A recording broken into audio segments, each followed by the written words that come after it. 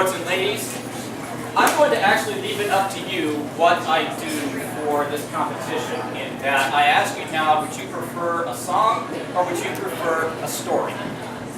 Song? Story. Okay, it looks like we're doing a story. You know, things used to be pretty exciting back in my old home village of Skognear, back before they built the new Berserker longhouse. Used to be you could walk right out the front door of your long hall into the middle of an axe-catching contest, whether you wanted to play or not.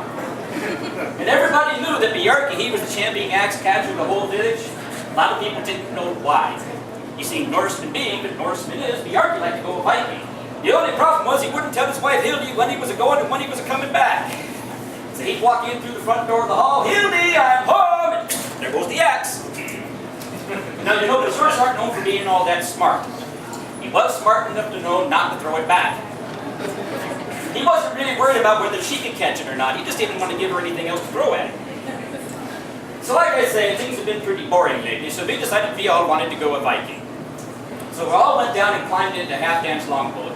And you know, we decided we didn't want to go over to England that year. You know, because we've been raiding England every year for quite a while, and there aren't all that many Saxon villages left. Kind of because we had this habit of burning them down when we're done. So we decided we were going to go east instead.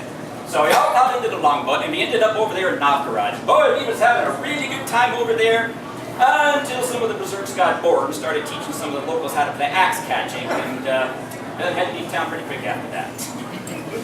We did pick up one new crewman, though, called him Ole. Example, he played axe catching with Bjarke, he only had one ear. I mean, his hat's kind of funny. But anyway, so we decided though that we still didn't want to go home. So we decided we'd go on down to Byzantium. Now the only problem with that is you got to realize that you can't get there directly from Novgorod to Byzantium. There's no one river that goes all the way. You actually have to portage from one river to the next a couple of times. And let me tell you, if you ain't never portaged a longboat, that's an adventure all on its own. First thing you gotta do is you gotta pull your boat up onto the beach. And then you cut down some trees to make some logs. Then you shove the logs up under the front of the boat. You tie a rope onto the front of the boat and you pull it up onto the logs. And you got some guys in the front pulling on the rope. You got some guys in the back pushing on the boat. And as the logs roll out the back, you run around to the front. Yeah. So we go ahead and we get the boat up onto the logs, and most of us are on the front there holding onto the rope and pulling on it. And we got all the berserks in back pushing on the back of the boat. But you know, that rope was awful slippery, so we all let go to spit in our hands to get a better grip, and well, the berserks got an extra bath that year. So anyway, lucky for us, we'd already locked up their axes in the sea chest, so they couldn't do much more than yell at us at that point. But we finally managed to take it down there to Byzantium. But you know what? Them Byzantines, they just got no sense of humor. I mean, you pillage one village, you burn one church, and the next thing you know, you got the whole bloody army chasing you around down there. Now, we let them around for a little while, having a pretty good time. Every once in a while, we'd slow down so they could catch up to us at the back and let the berserks work off their nerves. Then they finally got us cornered.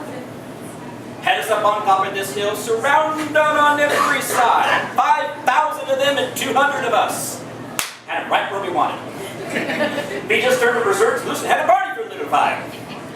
You know that Byzantine emperor, he got no more sense of humor than the rest of them did. Finally, he stopped everybody, pulled them back, came walking out with a big white flag. Now, we weren't sure what that meant, but we figured it'd be okay to go out there and talk to him about it.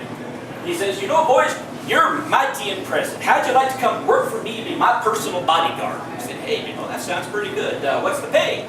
He said, well, if you come work for me, I'll give you all the food you can eat, I'll give you all the beer you can drink, I'll give you gold, I'll give you women. He said, oh boy, you know, that sounds pretty good, but what if you don't want to take the offer? And he said, well, you know, I can't afford to lose any more troops to you. I'll just have to pull everybody back and shoot you full of arrows. We had to stop and think about that for a minute. Finally, he looked up at us and he said, well, boys, I've got to have an answer. Well, we drew up rank upon rank, shield upon shield, we raised our axes, we raised our spears, we looked him right in the eye and said, yeah, sure, you bet.